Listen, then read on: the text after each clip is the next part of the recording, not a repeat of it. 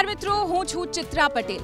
આજે એક એવા વિષયની વાત કરીએ, ખાસ કરીને તમને પહેલા હું વિમેન્સ ડેની ખૂબ સારી શુભકામનાઓ આપી દઉં। અને આજે વાત કરવી છે એ જ મહિલાઓની કે જે તમને અને મને ઉદાહરણ પૂરું પાડી શકે છે અને ખૂબ જ ઇન્સ્પિરેશન આપણને પહોંચાડતી હોય છે એવી મહિલાઓની વચ્ચે આજે છું। ખાસ કરીને એવું કહેવામાં આવતું હોય છે કે દેશની ઉન્નતિ માત્ર ત્યાંની સ્ત્રી જે છે તેની ઉન્નતિ ઉપર હોય છે અને એ સ્ત્રી જે છે તે જ દેશનું ઘડતર કરતી હોય છે। હું એવી જ સ્ત્રીઓની વચ્ચે છું આજે અને તેમની સાથે આજે આપણે મુલાકાત કરીશું। તમે મારી બંને બાજુ જોઈ શકો છો। હું અત્યારે છું CRPFની 135મી બટાલિયનની વચ્ચે કે જ્યાં તમામ મહિલા સ્ત્રીઓ છે। આપ જોઈ શકો છો। હાઉસ ધ જોશ, ફરી એકવાર હાઉસ ધ જોશ। તો એ તમામ મહિલાઓની વચ્ચે અત્યારે છું અને આજે એમની સાથે વાત કરીશું કે તેમના જીવનની સફર કઈ રીતની રહી છે અને જે તમે અને હું આ બધી મહિલાઓથી અલગ છીએ અને આ મહિલાઓ આપણને ઘણું બધું ઉદાહરણ પૂરું પાડે છે। ખાસ કરીને મહિલા બનીને આ પ્રકારની પેરામિલિટરી ફોર્સમાં જોડાવું અને કેટલું ચેલેન્જિંગ હોય છે તેમની પાસેથી જ આપણે જાણીશું। कैसे है सब? जोश कैसा है अभी? अच्छा, आप में से मुझे सब बताइए कि आपको CRPF में आकर कैसा लग रहा है। मैं आपके पास आऊंगी, आप एक एक करके बताइए कैसा लग रहा है आपको। बहुत बढ़िया। CRPF का जवान होकर आपको कैसा लग रहा है? बहुत अच्छा लग रहा है। कितने सालों से आप वहाँ पर? 2 साल से। अच्छा, यहीं पर है? नहीं, 1 साल से इधर हो, 2 साल हुआ सिर्फ। अच्छा, कितने नॉर्थ ईस्ट से है जो अभी यहाँ पर है? अच्छा, 1 2 3 मैं आपके पास आती हूँ। आप कहाँ से हैं? मणिपुर से। आप? असम से। अच्छा, कितने सालों से आप CRPF में काम कर रही हैं? मेरी 7 साल हुआ है CRPF में। 11 की भर्ती हूँ और मैं असम से रहने वाली हूँ। अच्छा, असम से गुजरात बहुत दूर नहीं लगता परिवार से? हाँ, बहुत दूर लगते हैं। आपका नाम क्या? मैं आनंदी। अच्छा, कितने सालों से CRPF में? 6 साल हो गए। 6 साल से। और आप भी नॉर्थ ईस्ट से? कौन सी जगह से नॉर्थ ईस्ट? मणिपुर में। कितने सालों से यहाँ पर काम करिए, मतलब गुजरात में कितने साल हुए आपको? मेरा गुजरात में इसी में 6 साल हो गया। 135 में मेरा 6 साल हुआ। अच्छा, कहाँ कहाँ आपको ऑपरेशन में जाने का मौका मिला? हम श्रीनगर में गई, दार्जिलिंग में गई और अयोध्या में भी गई है और इलेक्शन ड्यूटी भी हमने किया है। मज़ा आता है आपको देश की सेवा में? हाँ। अच्छा, घर की याद नहीं आती? घर की याद तो आता है। अच्छा, इनमें से कितनों को घर की याद आती है? कौन घर जाना चाहता है? अच्छा, और देश सेवा या घर की सेवा? अभी मैं आपसे पूछना चाहूंगी कितने लोग जो है वो गुजरात से है?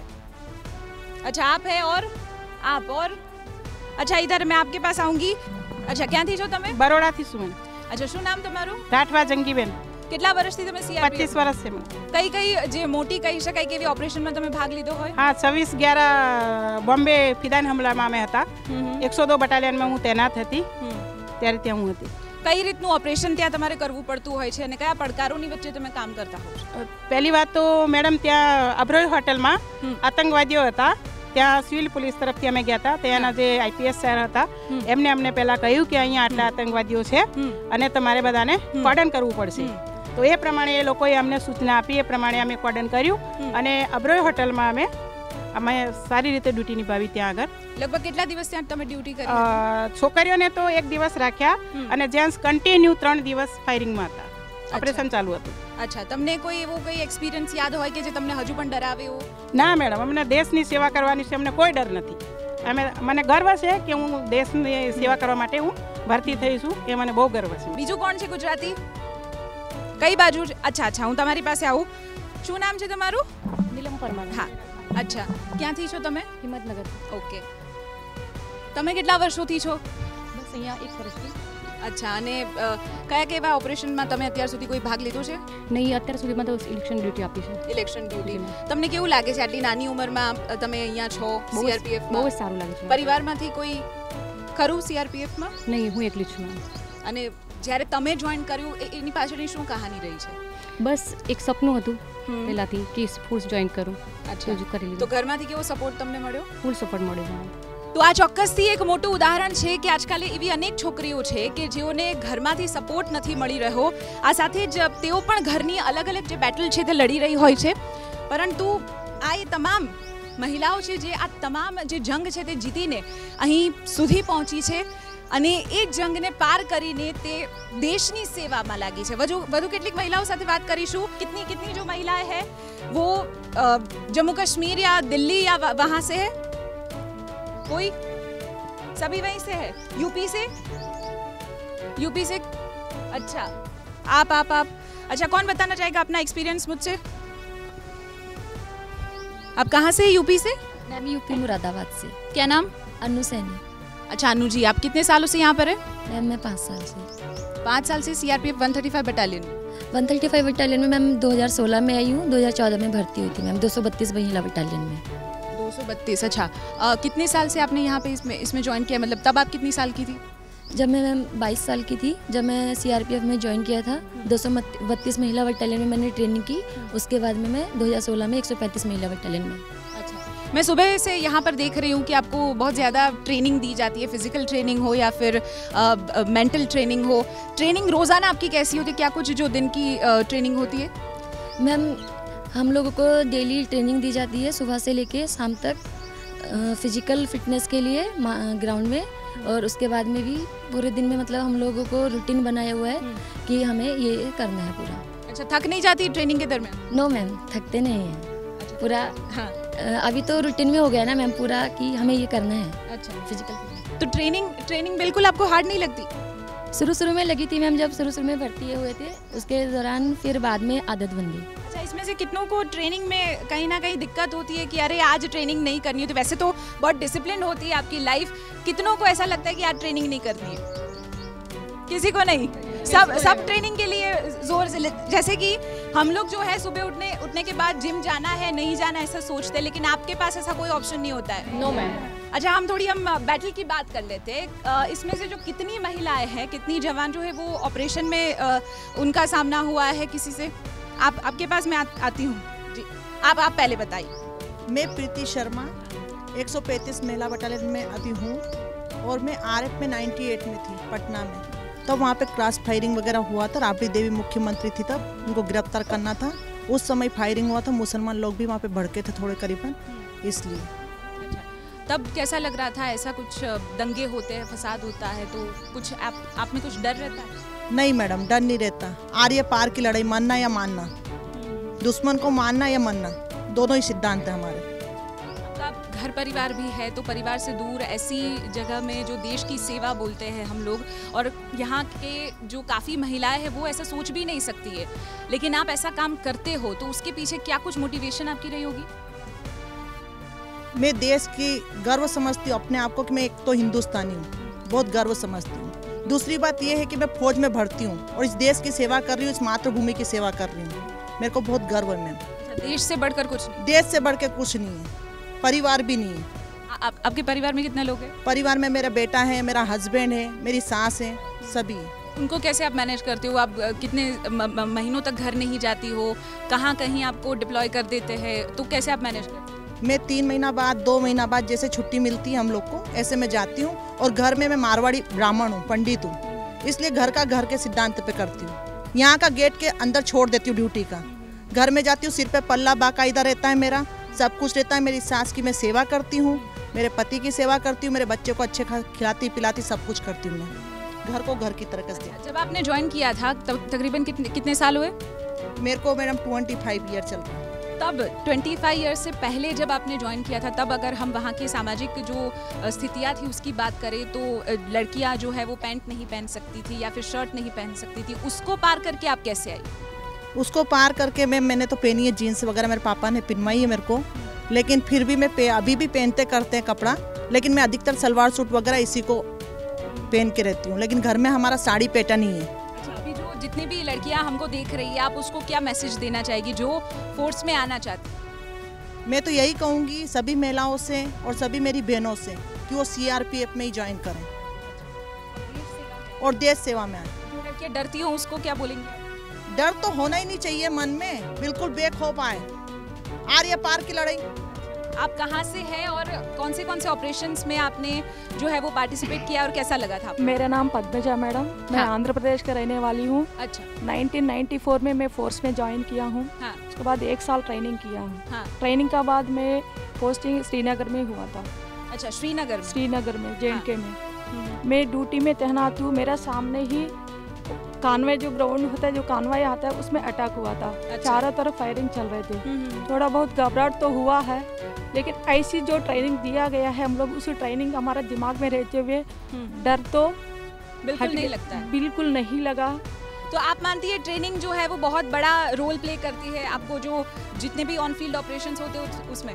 जी मैम, बहुत अच्छा जो टफ ट्रेनिंग होता है, जो हमने जो ट्रेनिंग किया उसके हिसाब से जो हम करेंगे तो हम पक्का उसमें काबुल कर सकते हैं मैडम।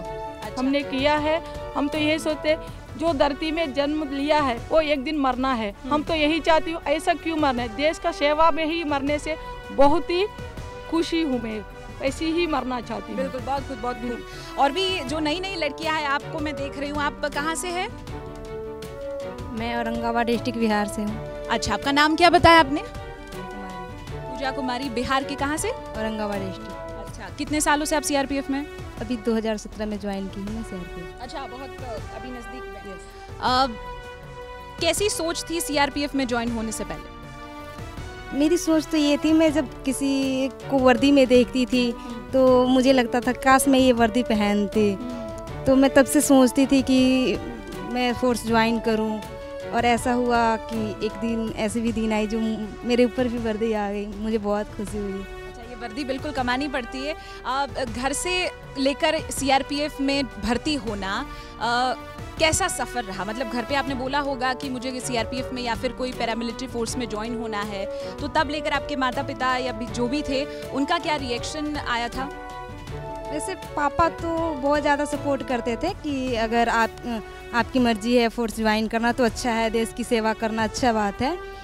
तो काफ़ी मतलब फैमिली मेम्बर में सब लोग का सपोर्ट मिला, और मैं इसी सपोर्ट के कारण मैं आगे बढ़ी और फोर्स ज्वाइन की। कैसा लग रहा है आपको भी सीआरपीएफ में आके? बहुत ही अच्छा। अभी अभी नई नई आई है, तो हमको भी बहुत सारी लड़कियां जो है अभी टीवी पर देख रही है, उनको आप क्या बोलना चाहोगी? जैसे मेरे बाजू में जो लड़कियां रहती है वो भी सिर्फ बोलती है कि भर्ती होना है, लेकिन होती नहीं है। लेकिन आप जैसी लड़कियां जो है वो सबको एक इंस्पिरेशन देती है, क्या बोलना चाहेगी? मैं सबसे यही बोलना चाहूँगी कि जब हम सिविलियन थे तब हमारा लाइफ कुछ अलग था। जब हमने फोर्स ज्वाइन किया तब मतलब यहाँ का हर चीज़ बहुत ही अच्छा है, और हम जब कहीं जाते हैं जैसे इलेक्शन ड्यूटी हो गया और कई ड्यूटीज़ है, वहाँ जब हम जाते हैं तो हमें बहुत ही गर्व महसूस होता है कि हम एक भारत देश की नारी है, और उसके बाद हम मतलब लोगों जनता की सेवा कर रहे हैं, देश की सेवा कर रहे हैं। ये हमें बहुत ही गर्व महसूस होता है। पहले आपने जैसे बोला कि सिविलियन थे, अब जैसे आप भर्ती हो गए हैं सेना में, तो क्या जो बदलाव है आप अभी देख रही है? पहले आप कैसी लड़की थी और अब आप कैसी है? मेंटली और फिजिकली जो है स्ट्रेंथ आपकी बढ़ गई होगी? जी, पहले तो ये सब मतलब हमारी सोच इस तरह नहीं थी, एक आम जनता की तरह जीते थे, और कोई ऐसा कुछ सपना तो था बट इस तरह नहीं था। फोर्स में आने के बाद में मतलब काफ़ी हमारी सोच विचार चेंज हो गई, और मैं इस देश की हर एक लड़कियों को जो मेरे साथी है, मैं यही कहना चाहूँगी कि देश सेवा एक बहुत बड़ा सेवा है।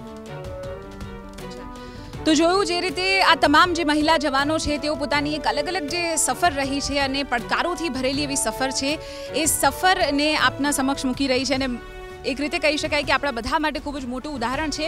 આ સાથે જ અત્યારે રોકાઈશું એક બ્રેક માટે, પરંતુ બ્રેક બાદ પણ તેમની સાથે વધુ કેટલીક વાતો કરીશું, અને આખરે જે આ કેમ્પમાં તેઓ રહેતા હોય છે તેઓ તેમનો સમય કેવી રીતે પસાર કરતા હોય છે, અને એક અલગ જ ઝલકી આપના સુધી પહોંચાડીશું એક બ્રેક બાદ।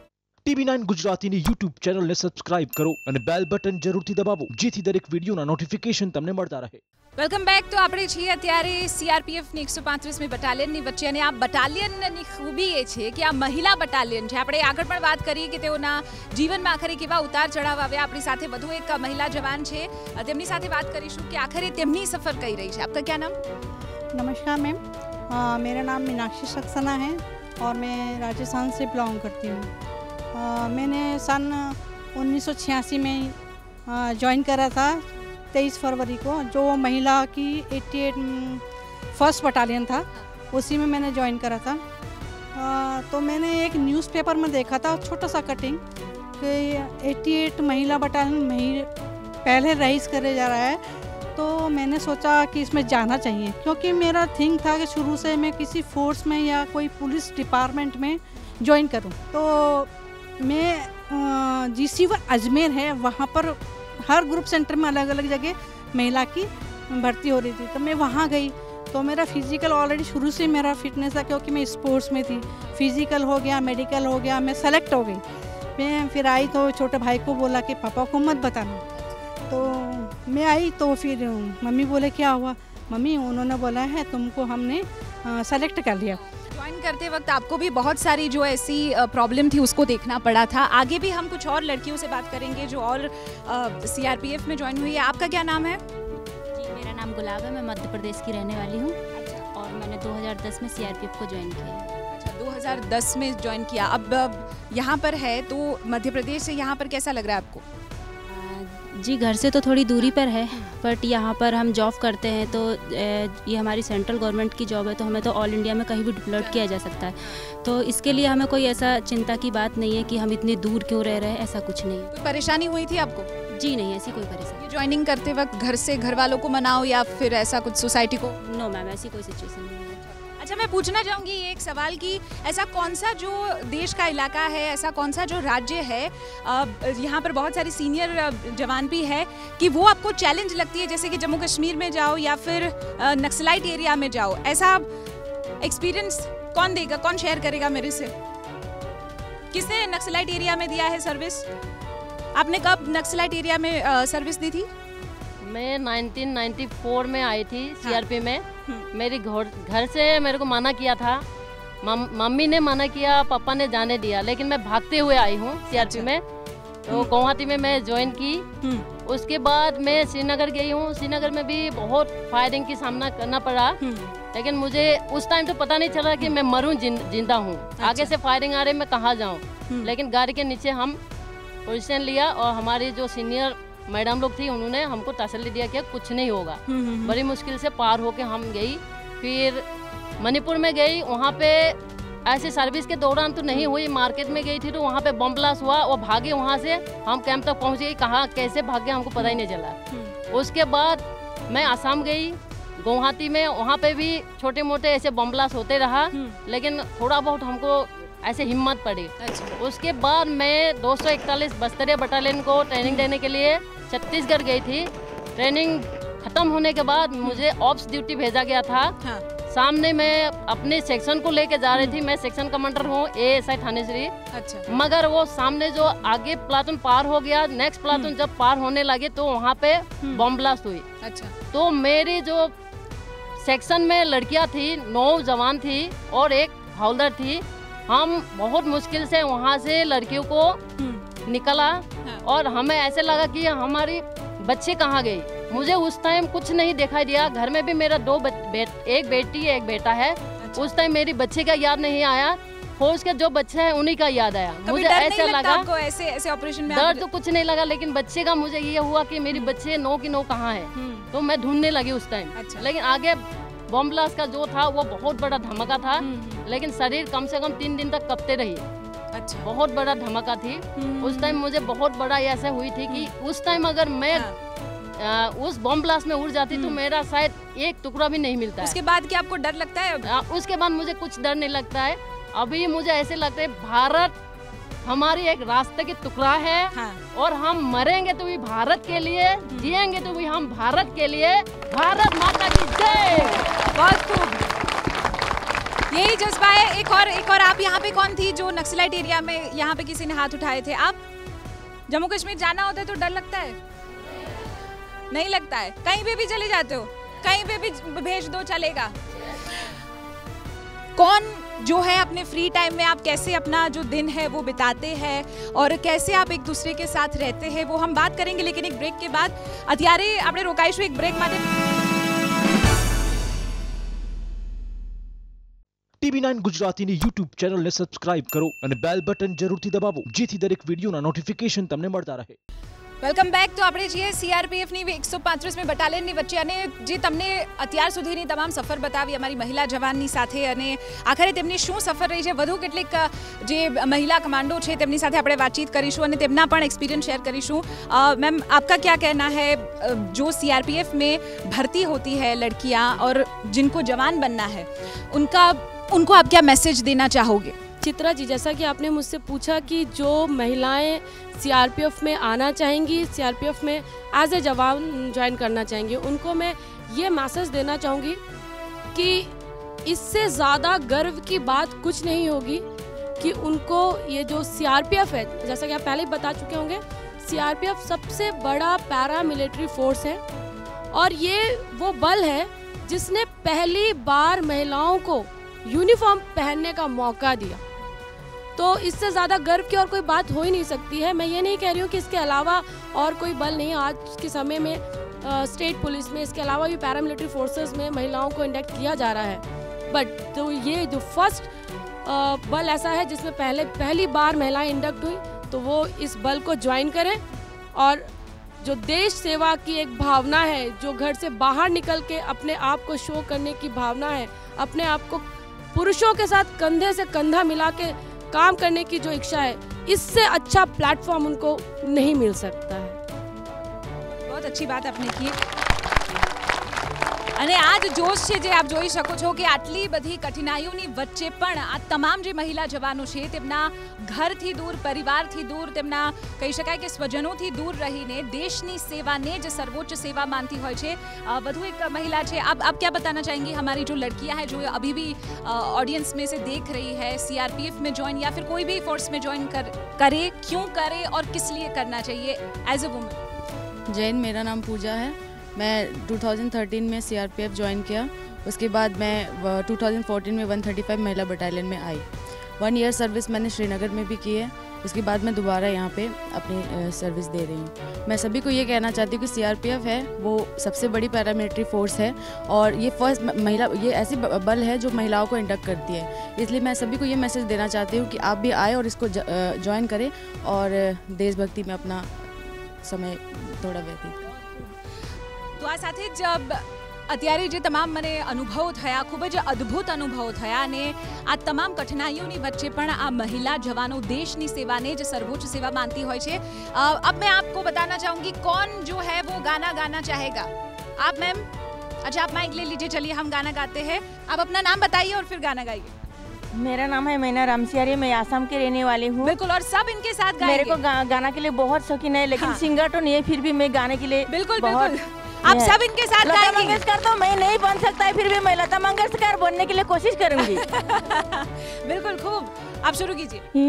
मेरे वतन के लोगों जरा आँखों में भर लो पानी, जो शहीद हुए हैं उनके जरा याद करो कुर्बानी।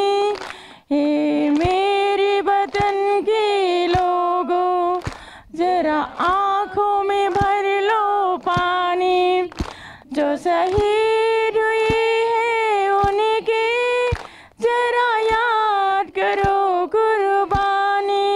जोर से तालियां इनके लिए।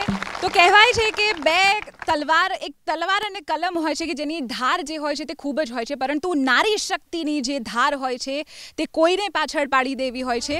મહત્વની વાત છે કે જે રીતે આજનો આ દિવસ આપણી સાથે આ તમામ સીઆરપીએફની 135મી બટાલિયનની મહિલા જવાનોની સાથે આપણે વિતાવ્યો અને ચોક્કસથી એક ઇન્સ્પિરેશન તમને અને મને ચોક્કસથી પૂરું પાડ્યું।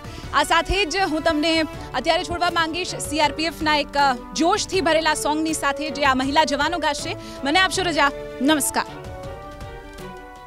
हम है रक्षक, जान भी देंगे बेशक, देश की रक्षा में वीर जियाले हम हैं, शस्त्र संभाले हम हैं देश की रक्षा में। बादल जो हिंसा के छाए, खतरे अगर सर उठाए, हिम्मत ही भारत नारे, हमने अंधेरे मिटाए, देश के हम है रक्षक, जान भी देंगे बेशक, देश की रक्षा में। जय जय भारत, जय सीआरपी, जय जय भारत, जय सीआरपी, जय जय भारत, जय सीआरपी, जय जय भारत, जय सीआरपी। जय हिंद।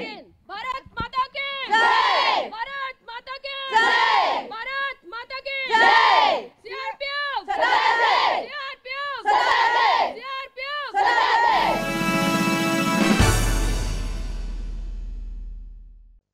99 ગુજરાતીની YouTube ચેનલને સબસ્ક્રાઇબ કરો અને બેલ બટન જરૂરથી દબાવો જેથી દરેક વિડીયોના નોટિફિકેશન તમને મળતા રહે.